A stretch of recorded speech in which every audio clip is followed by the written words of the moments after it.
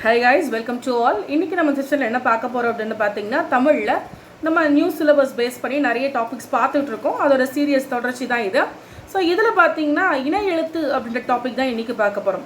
உயிரெழுத்துக்கள் அப்படின்னு எடுத்திங்கன்னா ரொம்ப ஷார்ட்டாக பார்ப்போங்க. உயிரெழுத்துக்கள்னு எடுத்திங்கன்னா 12 இருக்குது.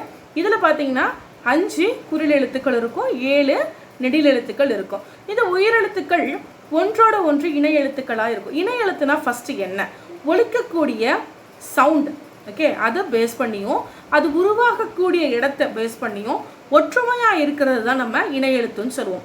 ஒரு உதாரணம் அப்படின்னு பார்த்தீங்கன்னா ஆ, இது பிறக்கக்கூடிய இடமும் ஒரே மாதிரி இருக்குது, சவுண்டு ஒரே மாதிரி இருக்குங்களா.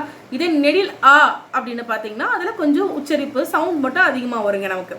ஸோ இது பிறக்கக்கூடிய இடமும் ஒலிக்கக்கூடிய முறையும் ரெண்டுமே ஒரே மாதிரி இருக்கக்கூடிய இந்த ஒற்றுமையான எழுத்துக்கள் தான் நம்ம இணை எழுத்துக்கள்னு சொல்லுவோம். சரி, இந்த உயிரெழுத்துக்களோட இணை எழுத்துக்கள் பார்ப்போமா? கவனிங்க. 1 ஆ, அந்த நெடில் ஆக்கு குறில் ஆ இணை எழுத்து. ஓகே, அடுத்து நெடில் ஈக்கு குறில் ஈ இணை எழுத்தா இருக்கு. நெடில் ஊக்கு குறில் ஊ இணை எழுத்தா இருக்கும். நெடில் ஏக்கு குறில் ஏ அப்படிங்கிறது இணை எழுத்துங்க. அடுத்தபடியா ஐ. இந்த ஐ அப்படிங்கிறது உங்களுக்கு ஈன்ற சவுண்டோட முடியும். ஓகே, இந்த ஐ, ஓகே, கிளியர், நல்லா உச்சரித்து பார்த்தீங்கன்னா தெரியும்.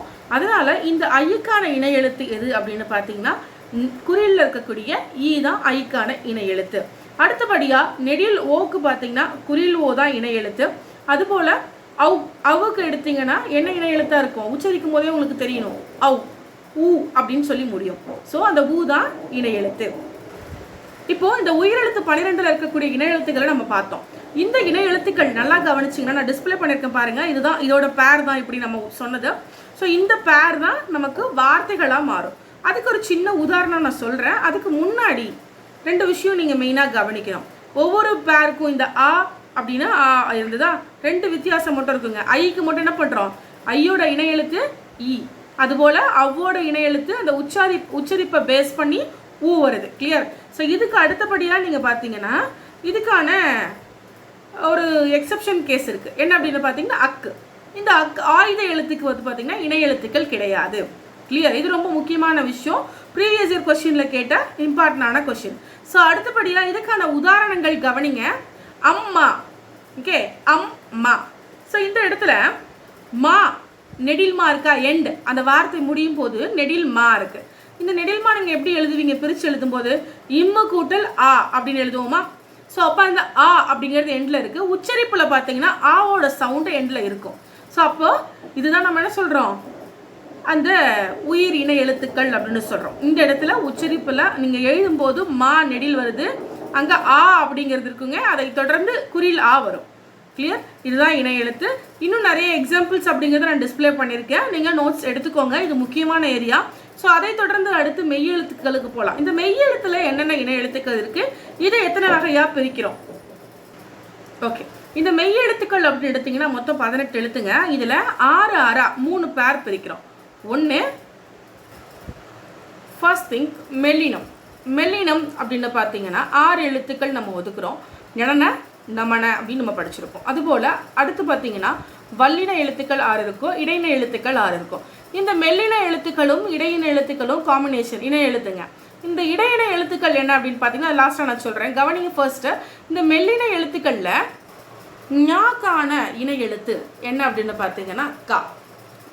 உதாரணம் பாருங்க, திங்கள் முதல்ல ஞா வருது, அடுத்து என்ன வருது, கா வருது.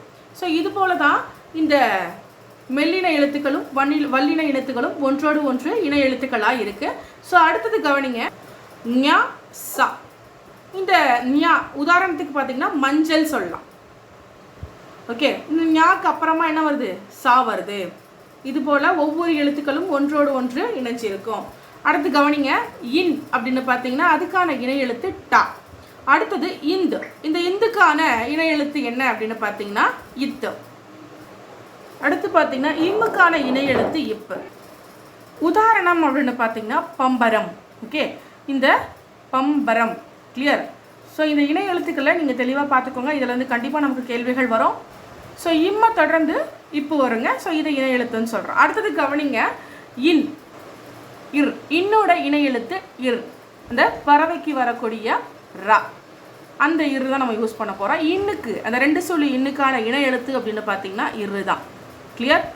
உதாரணம் அப்படின்னு பார்த்தீங்கன்னா மன்றம். இந்த மாதிரி நம்ம நிறைய சொல்லலாம். மன்றம், தென்றல். ஸோ நெக்ஸ்ட் திங் இடையினை எழுத்துக்கள். இந்த இடையினை எழுத்துக்கள் தான் நமக்கு எல்லாருக்கும் நல்லா தெரியும். எரள வரல இதை தான் நம்ம இடையினை எழுத்துக்கள் அப்படின்னு சொல்லுவோம்.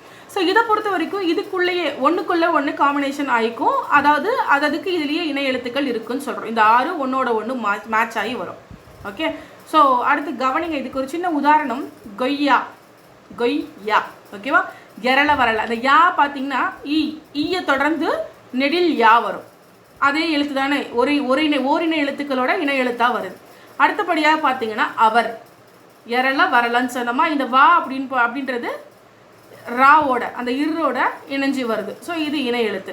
இது மாதிரி நம்ம டிஸ்பிளேல கொடுத்துருக்க எக்ஸாம்பிள்ஸை நோட் பண்ணி வச்சுக்கோங்க. பள்ளி பாட புத்தகத்தில் இந்த இடையின எழுத்துக்களுக்கான உதாரணங்களும் கிடையாது, அதுபோல் இந்த உயிரின இணை எழுத்துக்களுக்கான உதாரணங்களும் கிடையாது. அண்ட் இதில் உங்களுக்கு டவுட் இருக்குது அப்படின்னா கமெண்ட் பண்ணுங்கள். அண்ட் சேம் டைம் நம்மளுடைய அகாடமியில் நம்ம மாற்றப்பட்ட புதிய பாடத்திட்டத்தின் அடிப்படையில் தமிழுக்கான புத்தகமானது ரெடி பண்ணி நம்ம விநியோகத்துக்கு கொடுத்துட்ருக்கோம். தேவைப்படுறவங்க வாங்கி பர்ச்சேஸ் பண்ணிக்கோங்க. அண்ட் டீட்டெயில்ஸ் உங்களுக்கு வேணும் அப்படின்னா நம்மளோட டிஸ்கிரிப்ஷனில் பின் பண்ணியிருக்கோம், செக் பண்ணிக்கோங்க. தேங்க்யூ ஃபார் வாட்சிங். Wish you all the best.